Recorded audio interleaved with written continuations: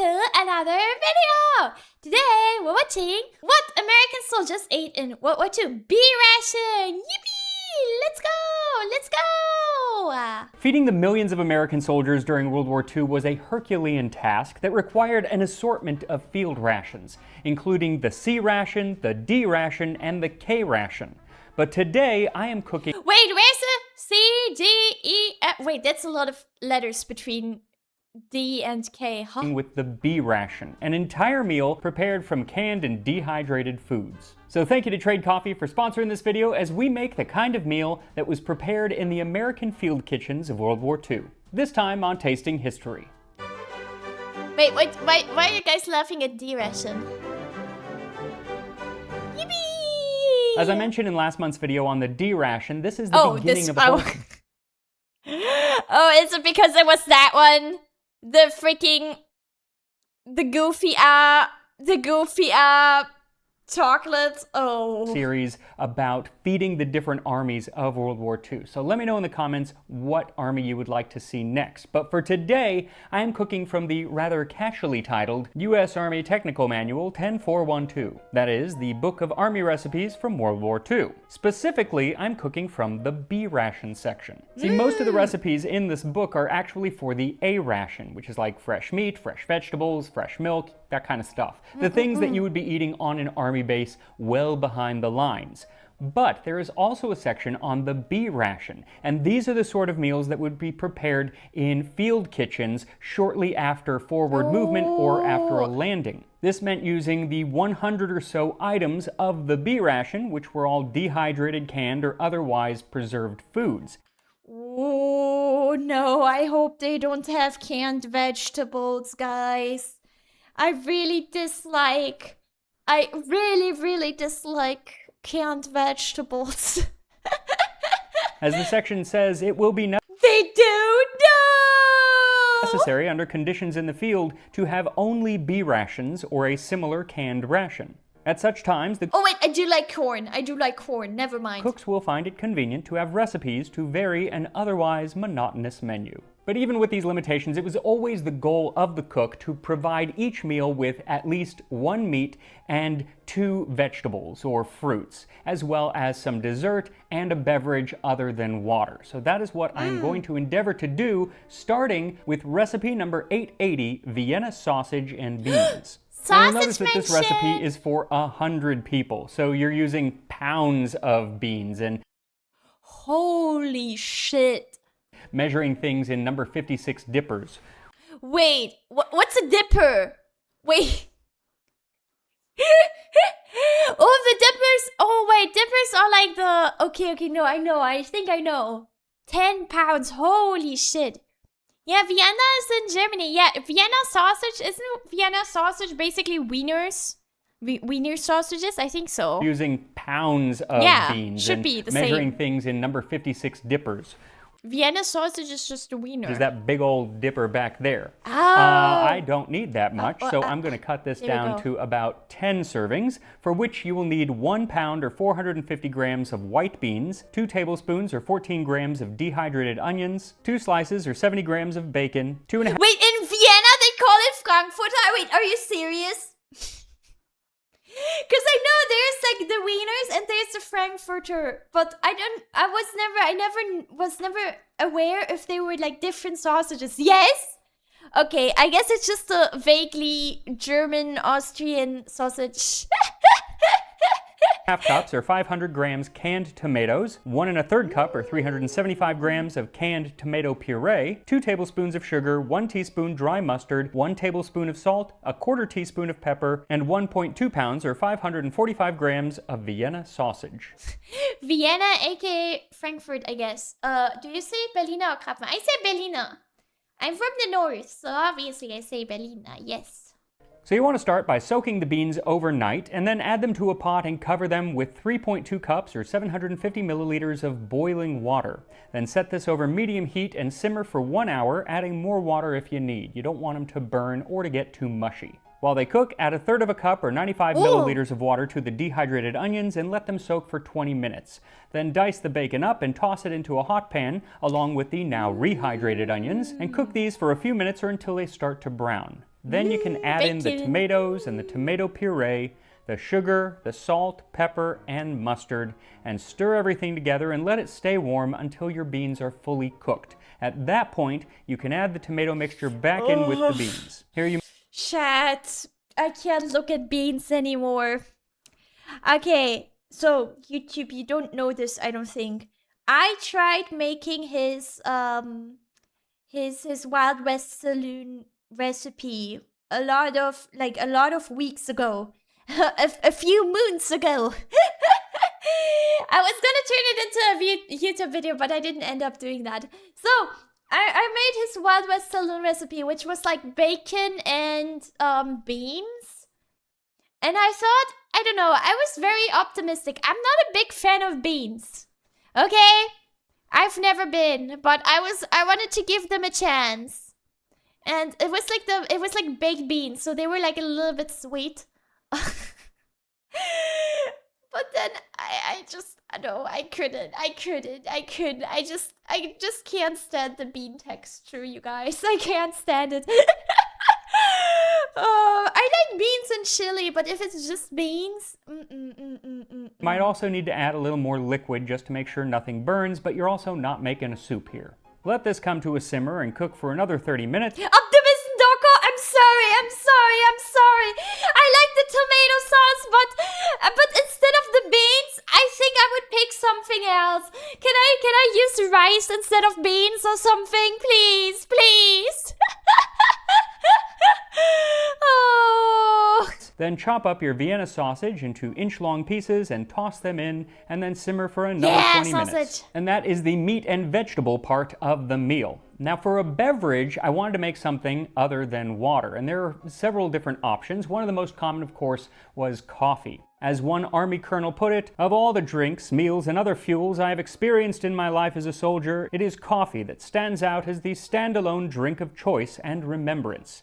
Of all the necessary assets and material, a cup of hot coffee competes with ammunition as a crucial soldier commodity. Of course, many soldiers were reduced to drinking soluble coffee, instant coffee, which came in little containers like that. But in the B-ration, they would have had proper coffee that could be made for many, many men. Now, the variance in the type of coffee would be pretty monotonous. So if you want light roast or dark roast, if you prefer a cold brew or a French press, then you're going to have to go with something like the coffee from today's sponsor, Trade. Trade is a wonderful way to experience and explore coffee, to have new coffees freshly roasted delivered right to your doorstep. And I'm craving coffee now, you guys. I'm not too big of a coffee drinker, but now I'm craving coffee. Since they work with over 55 top roasters in the US, they've curated over 500 different coffees. Of course, if you find some coffees that you really enjoy, you can... How do you drink your coffee? With a lot of milk and sugar. I don't know. I used to drink coffees black, but then I realized that they were actually a lot nicer. They taste a lot better with milk and sugar. And I like the cappuccino. I like cappuccino because it has a lot of, I like the milk foam a lot. I love milk foam, yes. Keep getting those, or you can explore and get a new coffee every single delivery. That's what I really like doing. Every time that little red bag shows up at my doorstep, I know that I'm going to get basically a present, and it is a present that I know that I'm going to enjoy because Trade pairs you with different coffees. They don't use an algorithm, they personally curate coffees to your tastes. But just to be safe, they have a first bag guarantee, so if you don't like your first bag of coffee, they will replace it with a new bag for free. And right now, Trade is offering a discovery trial, 3 bags from 3 roasters with your first bag free at drinktrade.com/MaxMiller. That's drinktrade.com/MaxMiller to get started with your trial. Drinktrade.com/MaxMiller. I am Max Miller, if that wasn't clear. What? Now, while the men could have had coffee, I decided to go with something a little more interesting in this book, a little different. So I'm going with recipe number 803. What? Pineapple milk. How you come up with that? Why pineapple? Guys, sorry. I know I should be more optimistic about this. But Pineapple. Pineapple. Vitamins? Oh, I guess. And it is exactly what it sounds like. No pineapple hate in here. Listen, I like pineapples. But pineapple and milk together, I haven't heard of that combination. It's pineapple and milk. So for this, what you'll need is 1.5 cups or 160 grams of powdered milk, 1/4 cup or 50 grams of sugar, Nice. 2 1/4 cups or 530 milliliters of water, and 3 cups or 710 milliliters of pineapple juice. Guys, I like powdered milk. I don't know. It's a very for me, to me, powdered milk is like, doesn't make sense. It's like, I wish I had it. It doesn't make sense. I don't know how to explain it, but I wish I owned powdered milk. Hello, Fihag. Hello. Pineapple milk goes in the same direction as pilk. Wait, it literally is pilk if you combine the letters the same way. But I mean, it's not the same though, because it's not carbonated at least. And making this one is nice and simple. All you do is whisk together the powdered milk and the sugar and then add it to the water. Dissolve this by whisking it in and then add the pineapple juice. Mix it all up and then, if possible, chill before serving. Now, we do have one more dish to make. It is an apple and cranberry sauce. It's not really a sauce, but before we do that, make sure you are subscribed to the channel so you can keep watching the rest of this World War II series as I look into the other rations that would have been feeding US troops during World War II. Pilk honestly looks disgusting to me. It is disgusting. I've tried pilk, you guys. It was not good. I know some people like pilk, but I don't like pilk. I like cream soda, which is the thing. I do like cream soda. One of my favorite sodas is Dr. Pepper Vanilla Cream. But pilk, The dining experience of an American GI was very different from that of pretty much everyone else fighting in this war. As one British officer put it, the food of the Americans was lavish to the point of extravagance. And that extravagance was actually referring to the B-ration, which wasn't even the highest quality ration that the Americans had available to them. See, they were usually called alphabet rations because there was the A ration, the B, the C, the D, and the K ration. Dude, why is it K? Sorry guys, I feel a little bit rage baited here. Could they not think of like an E ration? Huh?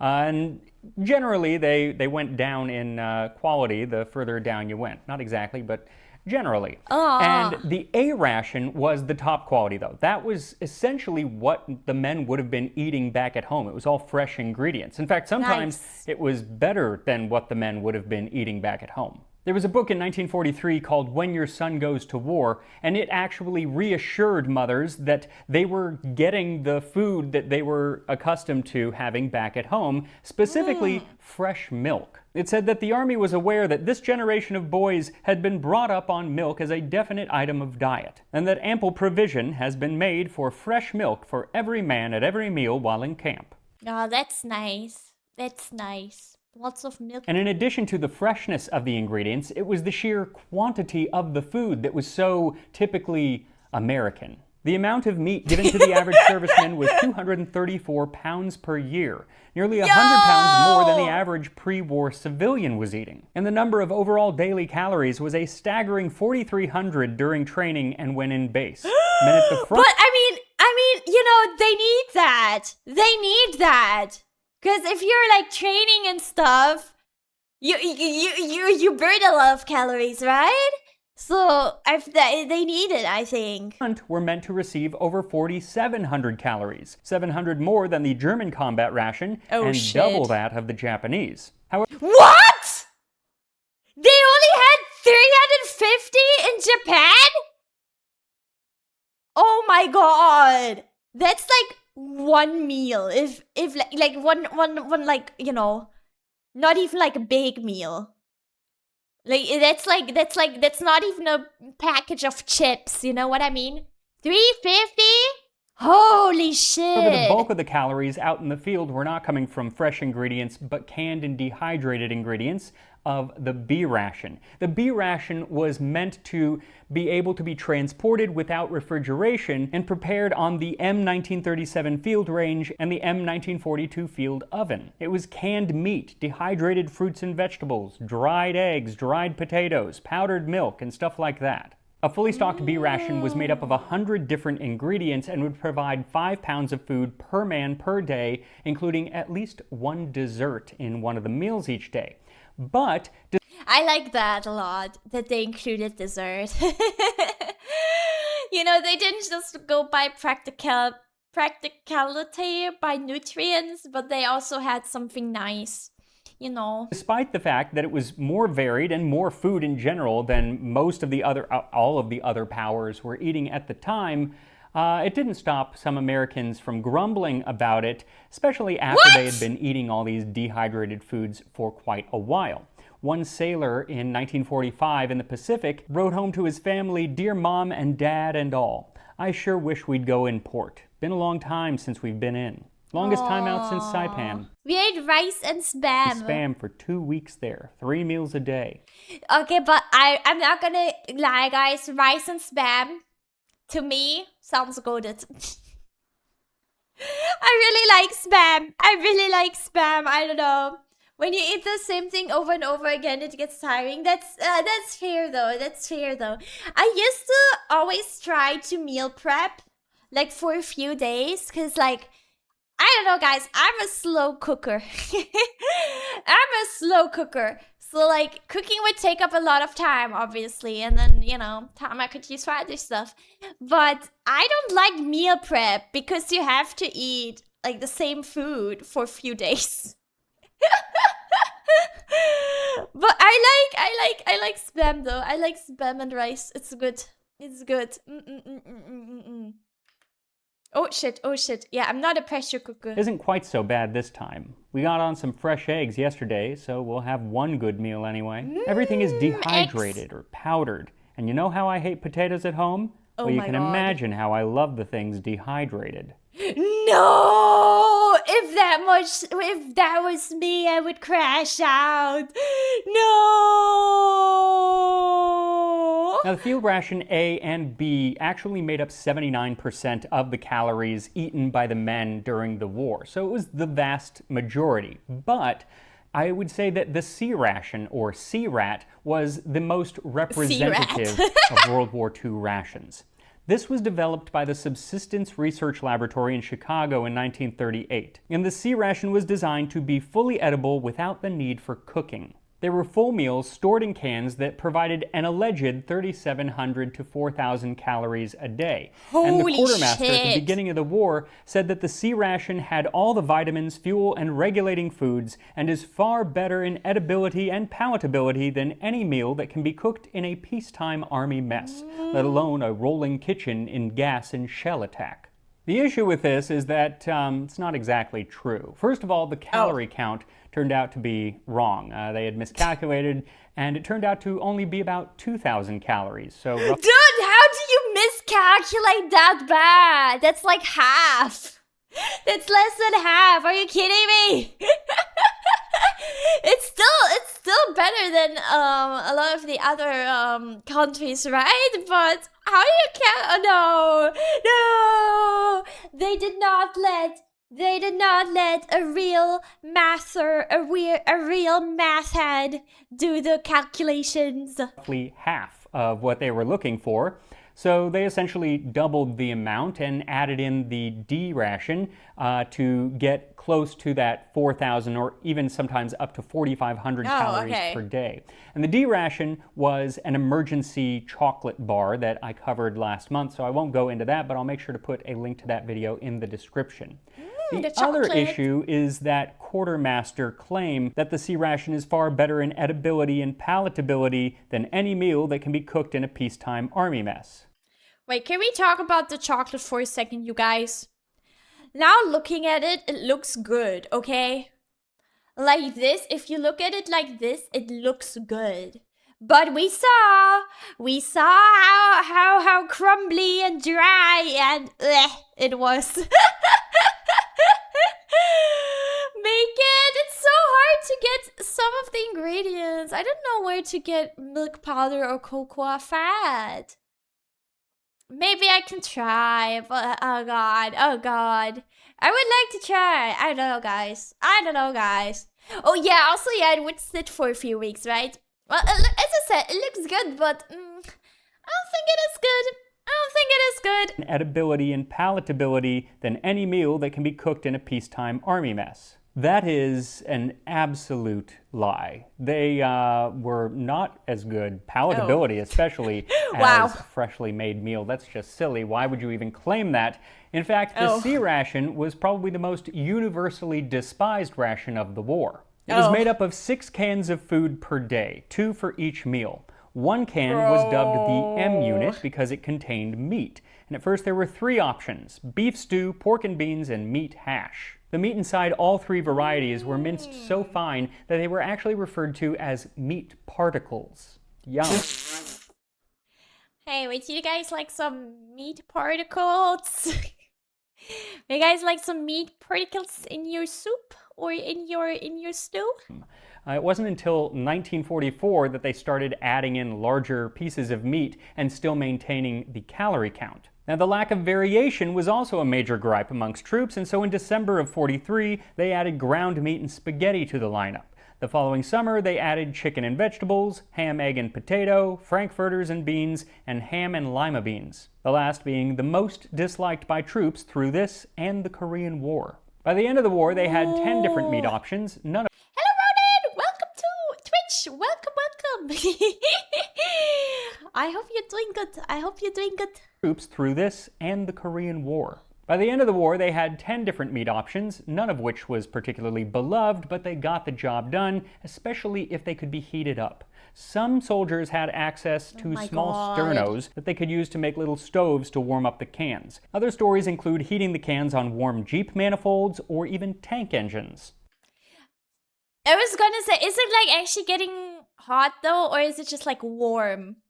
I feel like if it was warm, it wouldn't be much better, But more often than not, the canned meat was eaten cold or, during the Battle of the Bulge, frozen solid. Now, the Battle of the Bulge? second can for each meal was called the B unit because it contained biscuits. And along with the biscuits, there was an assortment of optional little goodies, things like candy or chewing gum, cigarettes, chocolate, sugar, water purification tablets, soap, or a P38 can opener, among other things.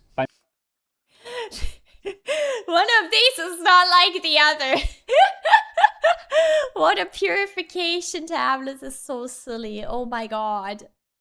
Well, but I guess you need that, right? You need that. Mid-1944, some even included the highly coveted item of toilet paper. Then they would also have something to make a beverage. Cocoa powder or salt. Dude, this amount of this is the toilet paper, right? This is not enough. Guys, this is not... For how long is this? Is this for a week? Or if it's for a day, maybe. If it's for a day, maybe. But per day? Okay, not that bad. Not that bad. Not that bad.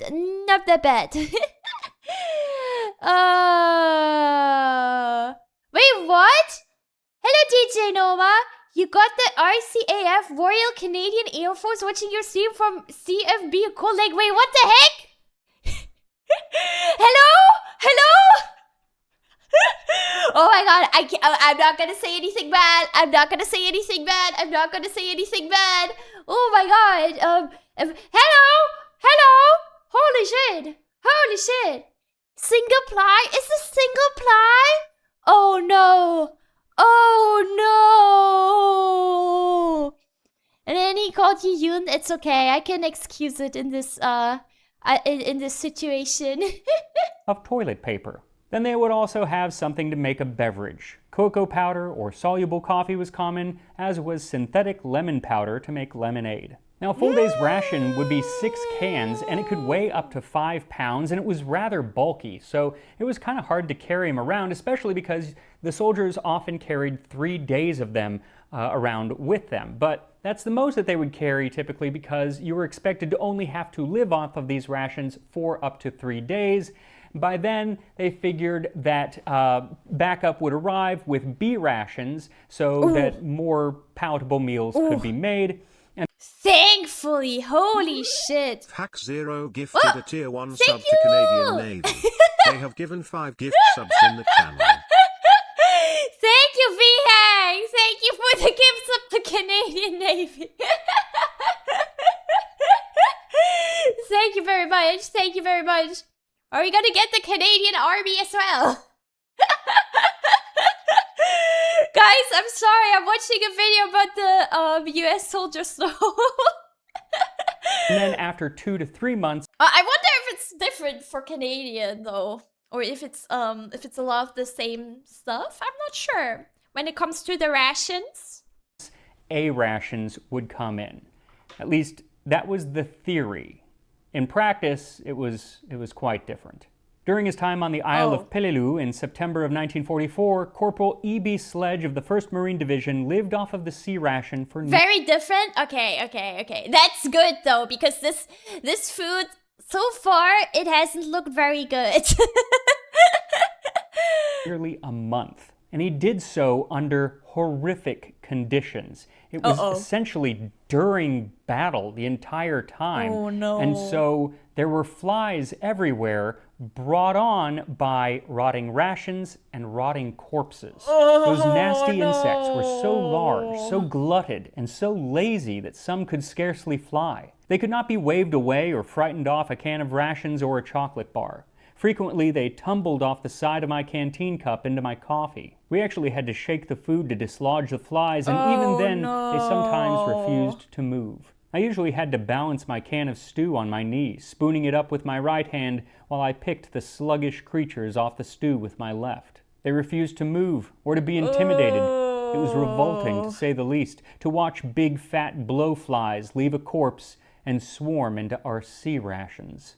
Now, while not giving as vivid a description, many of the men who landed in Morocco during Operation Torch in November of 1942 had to survive solely on C-rations for up to 90 days. 90 days of canned food, and the canned food was often said, at least on the meat ones, to have this red-gray kind of sludge that was the fat floating on the top, and it would spill out and leave these stains on their uniforms that would then go rancid and smell horrible before the next time they could actually wash their uniforms.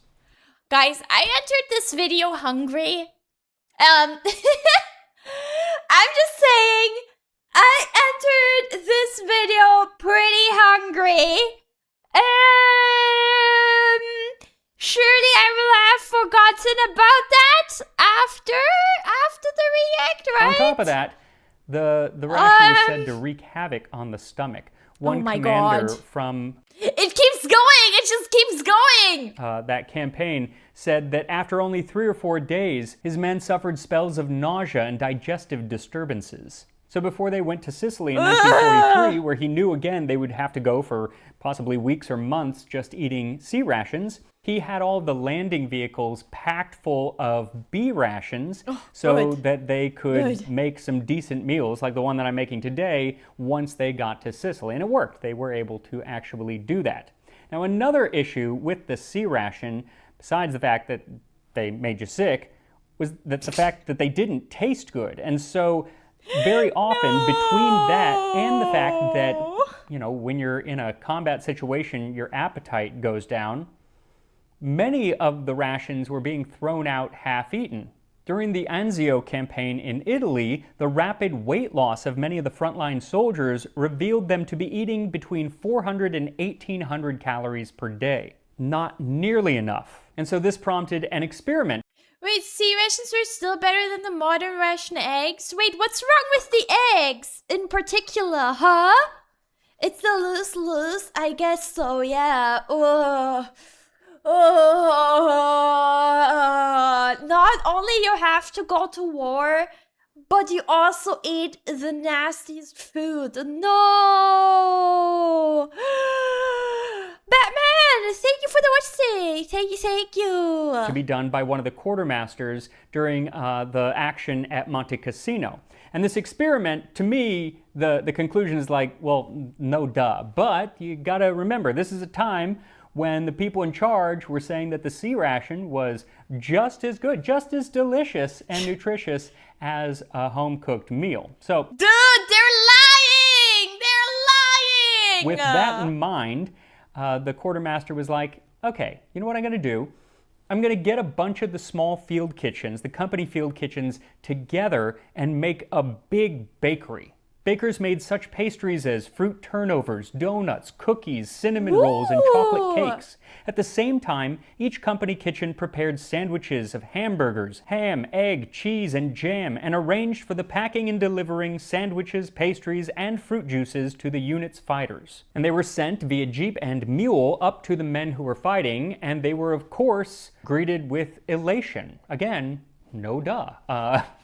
You couldn't know that, I don't know. But it was a shock to many. And they took this knowledge and applied it to the D-Day landings later that year, knowing that a varied diet and more fresh food was necessary to keep morale up. It's really amazing the effect that food has on troop morale, on morale in general, but troop morale specifically. I actually did an entire video a few years back on the importance of ice cream in the Pacific. They had an ice cream barge, actually, bringing ice cream to all of the men in the Pacific.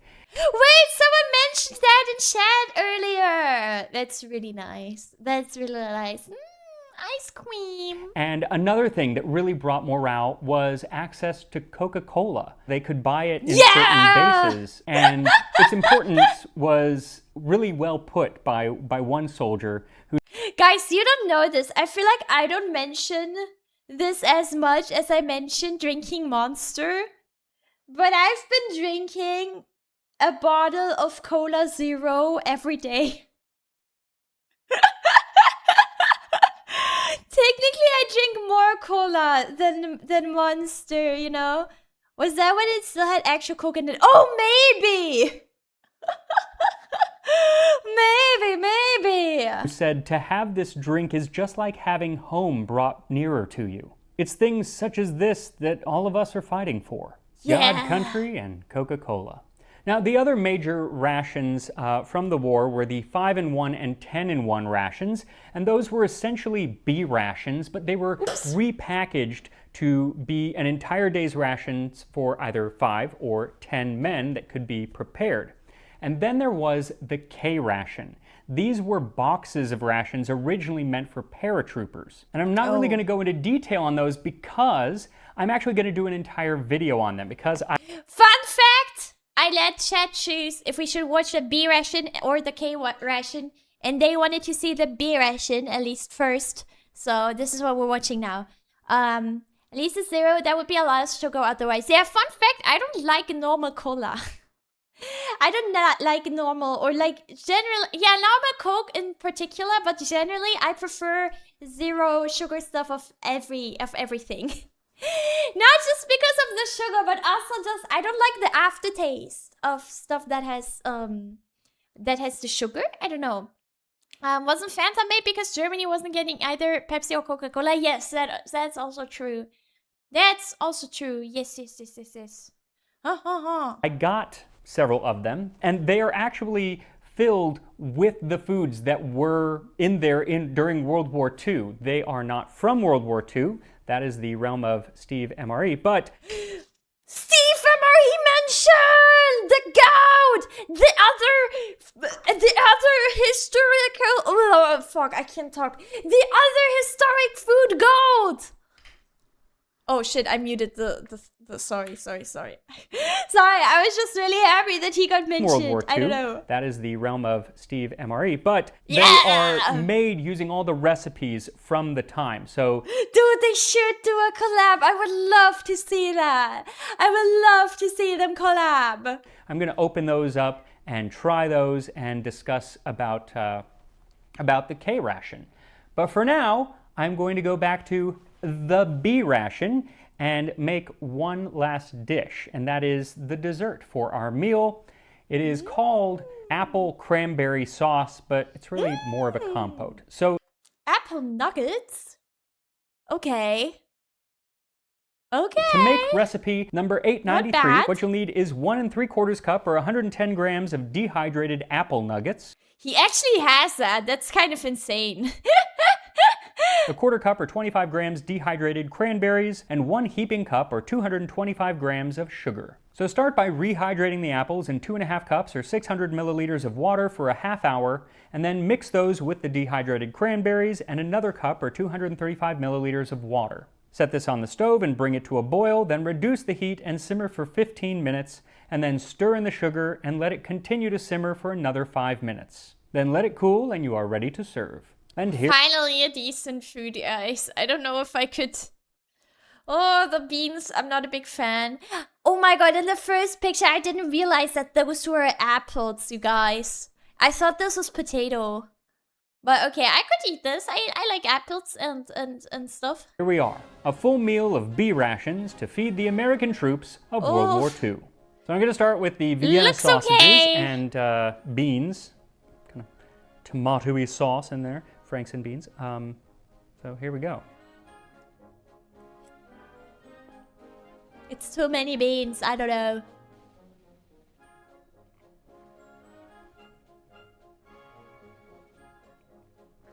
It's a texture thing. Yeah, see, that's what I thought. Flavor's fine. Nothing amazing, but I don't think I've ever had a Vienna sausage. What? No meat should be that soft.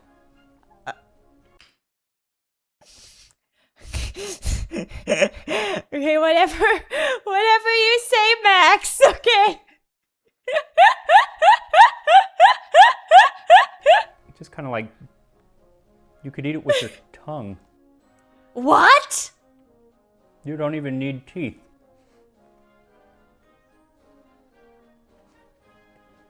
I don't like that. Oh. Again, the flavor's fine. It actually tastes mostly of tomato. I feel like Steve MRE would love it. Right? I think Steve would like it. But I don't like Vienna sausage. Yeah, I guess I've never had it. Wait, is Vienna sausage not just wieners? I thought it was just like wiener sauce, because that's like literally the same, right? Vienna is a wiener. But okay. Anyway, moving on to the compote. We're gonna give that a D. Moving on to the compote, the sauce. I don't know why they call it a sauce, because it doesn't say to like mash it up or anything like that. And frankly, these apple nuggets, the dehydrated apple nuggets, they don't mash. They're not that soft. Oh.